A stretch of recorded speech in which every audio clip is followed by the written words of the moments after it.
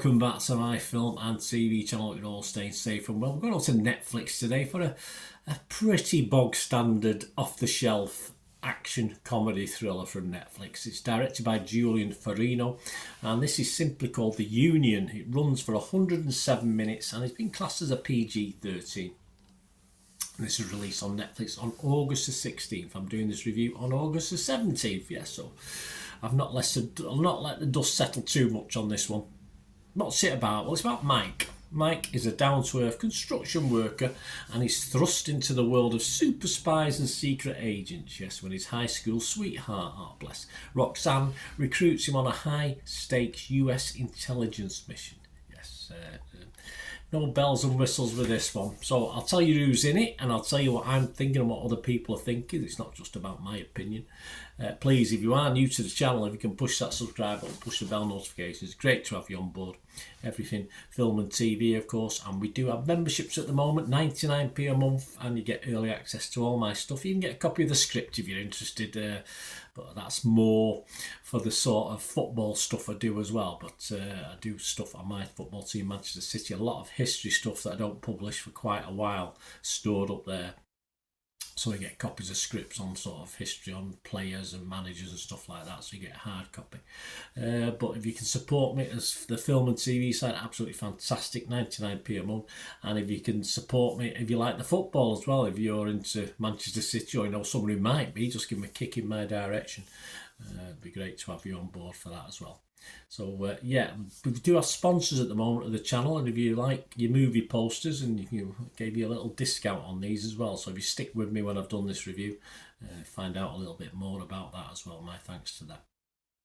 Give us a like, guys, if you can. That'd be absolutely wonderful. Right, let's have who's in this. Who's in this film? Well, the two main protagonists are Mark Wahlberg and Halle Berry.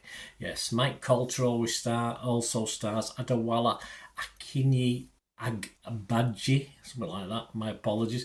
Alice Lee, Jack Earl Haley and J.K. Simmons are all in this. So yeah, a reasonable cast in fairness, a lot of familiar faces, a lot of familiar names.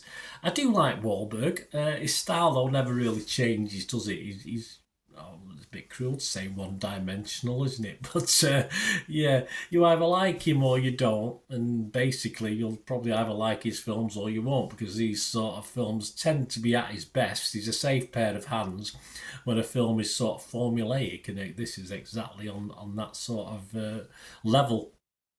There are some poor reviews, I'll talk about those later on, but I'm not overly sure what they expected from a spy thriller on Netflix with Mark Wahlberg as the main guy. I don't understand, perhaps you expected something else. I don't know. But you've got to lower your expectations, guys, depending on what it is. Halle Berry, of course, is great. She is. The chemistry between the two is pretty good. But she just looks as though she's getting younger to me. I don't know what's going on. But she just gets younger and younger. Rather than aging gracefully, she's getting younger and younger. But there you go. Might be a bit of work done on the screen there. I don't know with this Photoshop and stuff or the equivalent movie thing. I'm not too sure. But I say she just seems to get younger and younger. And they do work together anyway. Production values are crisp, clean, simple, no bells, whistles storyline. That's probably right. It's not. You won't be going to a cinema on a Saturday night and being thrilled by this, but sitting at home on a wet, miserable afternoon here in the UK, a box of popcorn and a big fizzy drink or whatever you want to eat or drink. Just a good afternoon watch. It's on Netflix. I subscribe anyway, so my opinion is if something's half decent to watch, you're on a winner really, because there's so much, let's be honest about it, crap on things like Netflix and Amazon that it's nice to see something that's at least a little bit watchable. It's about 20 minutes too long, unfortunately, but I think I might have scored it slightly better if it had been shorter and tighter, but it was reasonably entertaining for the most part, and just a real harmless time filler. And there's a lot of negativity. My scores are not going to be fantastic, but probably more than a lot of people are giving it. I would be fresh on Rotten Tomatoes. I couldn't be totally rotten on this because of the cast and the story's simple to follow. No great twists or conspiracies with this one. I'd be mixed on Metacritic. I couldn't be totally positive or negative, and I'm just going to give it my minimum score. This one, I'm just going to give it a 5 out of 10, which is throwaway stuff just to watch. But if you go over to other people, what other people are thinking, Rotten Tomatoes, only 4.8 out of 10. So a little bit less than me, but not a total disaster. 19 fresh, but 20 rotten. So almost split straight down the middle. Metacritic, the other site we'll look at, just 19 critics. 3 were positive. 11, like me, were mixed, but 5 were negative.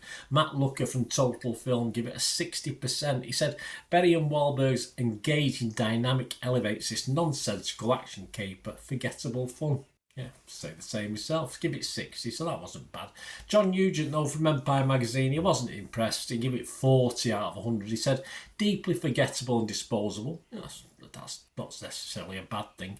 And then he said, this is the kind of action comedy you'll feel like you have seen before. Again, formulaic, yes, definitely. But Halle Berry and Mark Wahlberg are good fun, at least. So there you go. That sort of sums it up. Even though he's only given 40, I think he's hit the nail on the head with that one. Rotten Tomatoes audience, well, pretty pathetic. 2.2 out of 5. So what's that? 4.4 out of 10. My maths is correct. And Internet Movie Database, again, a little bit more than me, but a little bit less than perhaps I want to see on that. 3,000 scores and reviews, so a big chunk. I'm recording this, guys, on the 18th of August, so all scores are as at that date. But it's getting a 5.7 out of 10, so not a disaster by any means. I'd imagine that'll go around 5.5 to 5.7. I can't see that score rating changing too much over the coming weeks and months. It is what it is. Throwaway popcorn watch to eat with your popcorn. So yeah, just have a look, guys. I say, if you pay your subscription, you may as well watch something that's in English and isn't that bad. But there you go. So let me know what you think, guys, if you get to watch this. Great to have your opinion.